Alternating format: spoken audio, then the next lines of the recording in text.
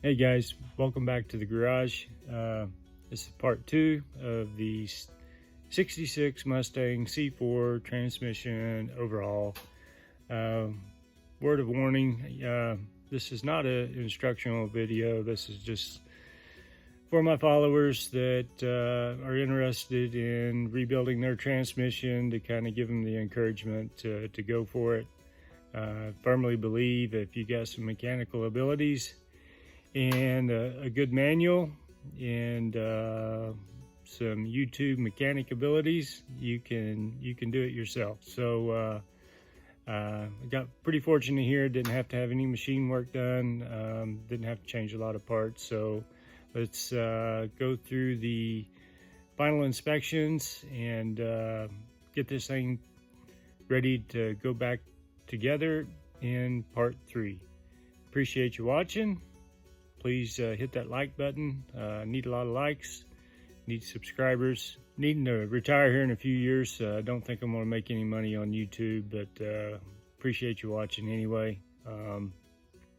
Anyway, enjoy the video. Okay, got the reverse clutch here. These bands, what I did is I just took a little awl and get in between the notch. Pry it out gently, and I just take a screwdriver and went around it and popped it out. So get all the clutches out. So the clutches don't look too bad.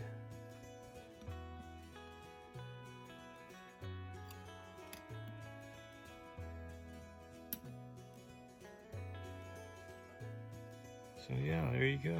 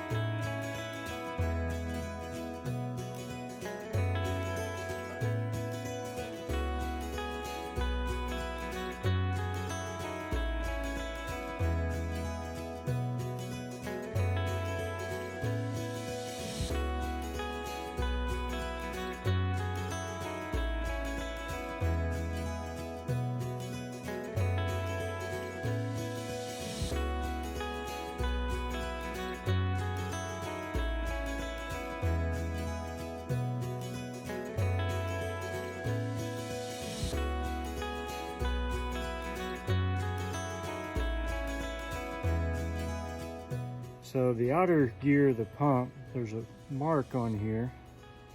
See if I can find it now. That mark has to go down. Put this in the down position. There we go. And then the gear, driven gear, it's got chamfers on it here. And the chamfers go down according to the manual, and I'm pretty sure that's how I took it apart.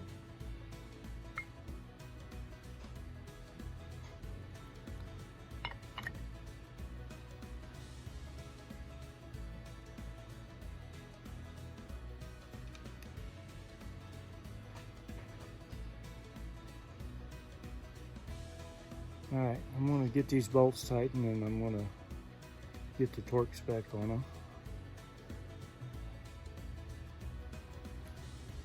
We'll go from there.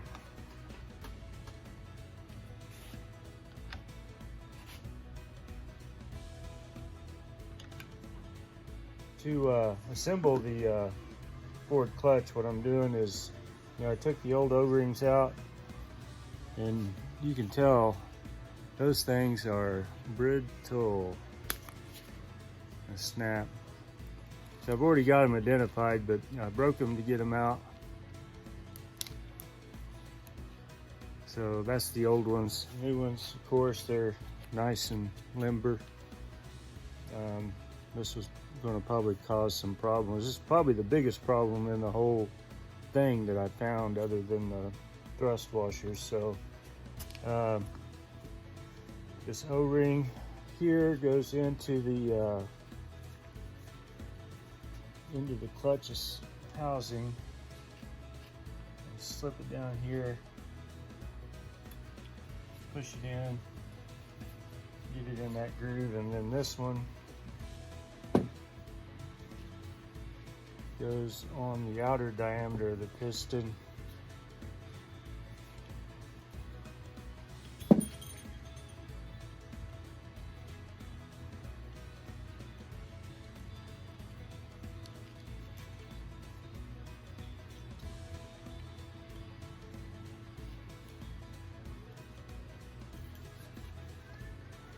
Put a little assembly goo on it.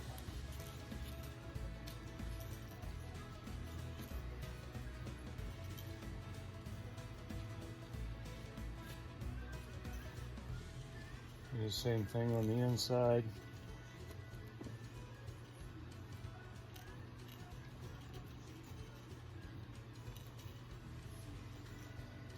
And then I'll put some in here.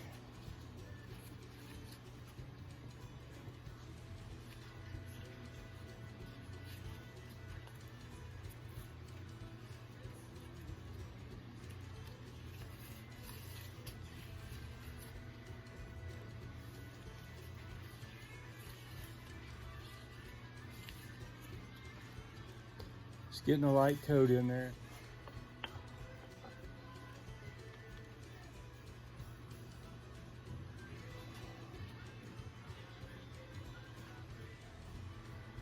That was tough. It didn't kind of, I just reached in there and pulled it out. So them old O-rings weren't sealing at all. So it probably would never moved. Okay, so I'm going to install the disc spring. I believe the bevel goes down on this, and then this snap ring goes in.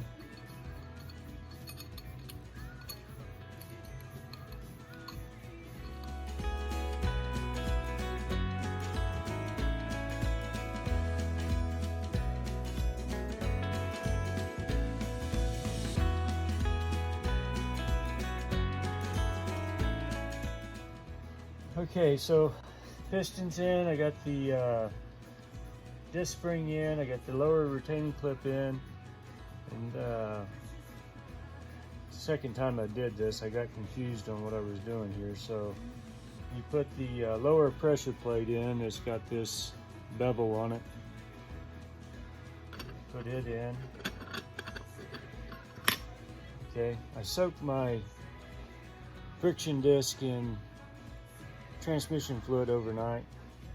So you get your lower pressure plate in, put your forward, or put your clutch friction disc in, then you start stacking your clutches and your disc in. So got that, just keep putting them in. And these got a little flat spot, and I didn't see anything. I can't remember how they came apart, but I'm going to put them all in line. Hopefully that's the right thing to do there. Clutch plate.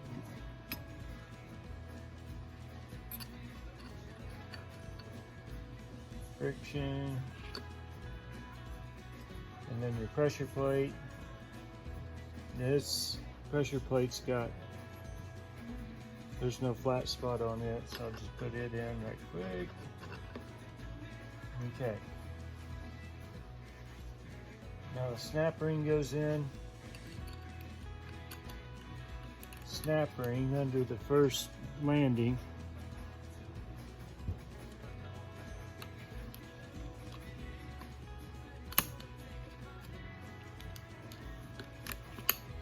There we go. Screwdriver, make sure it's in there.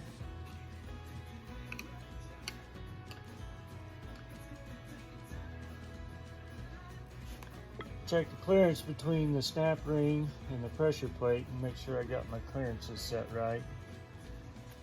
Okay, for this transmission, the clearance between the snap ring in the top pressure plates between 20 and 36 thousandths. So I've got a tight 20, and you're supposed to put pressure down on it when you check your clearance.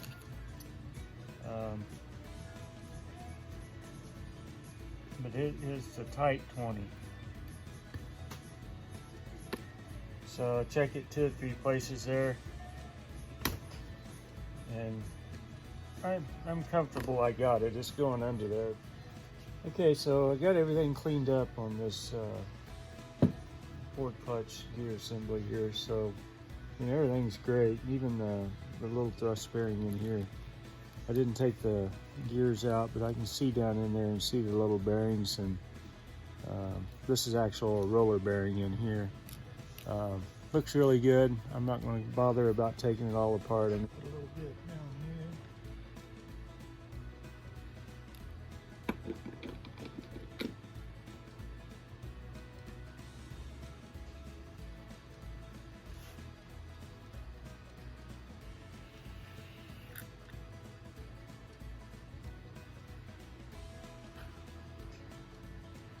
Okay, and then this goes on like this. Like that. So now this is why I'm changing that one out.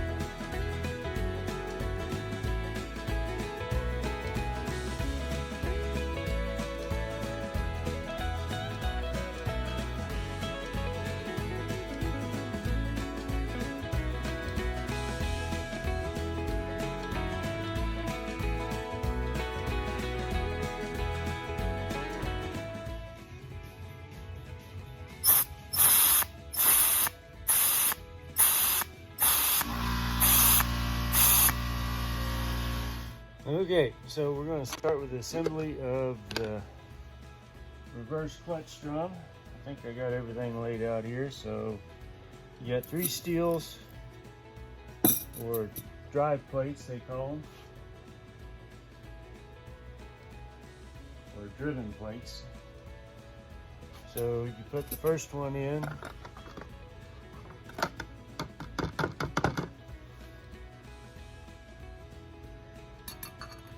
And I don't really think it matters how they go. Then you put the drives in. Another steel.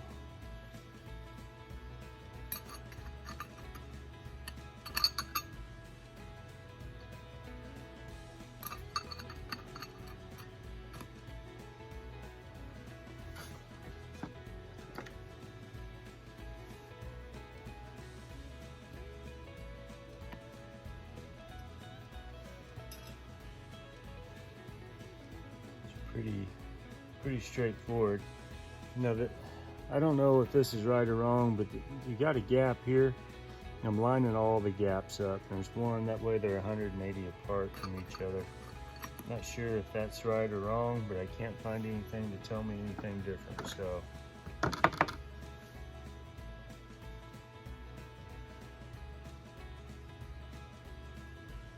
and then your pressure plate goes on.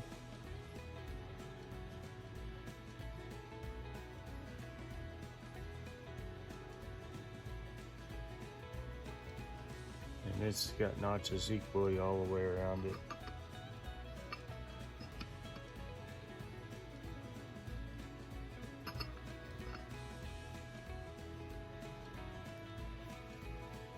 Put your snap ring in.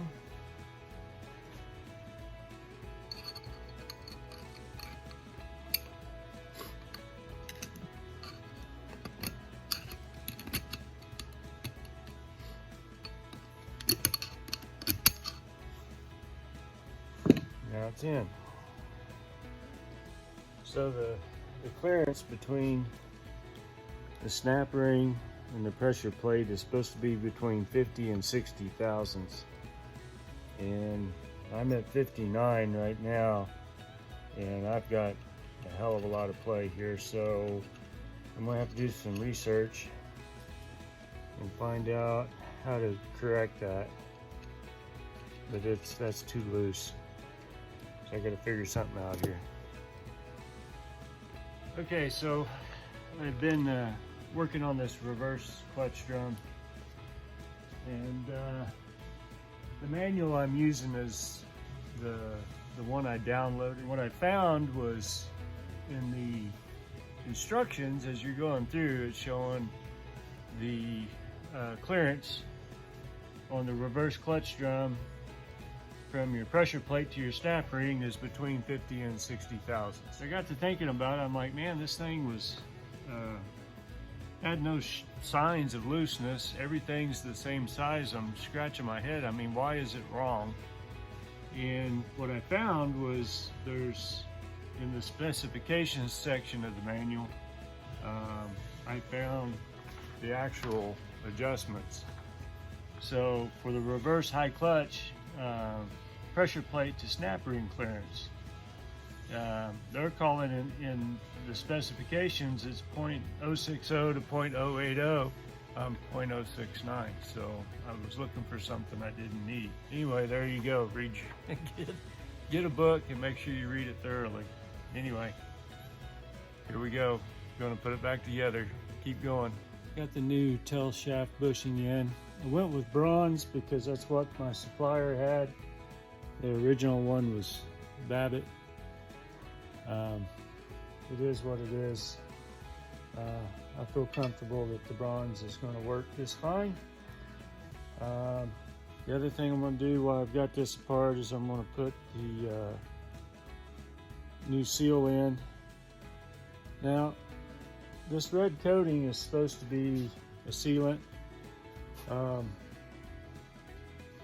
Since my Army days, I just don't do that. I always put a little bit of silicone on it.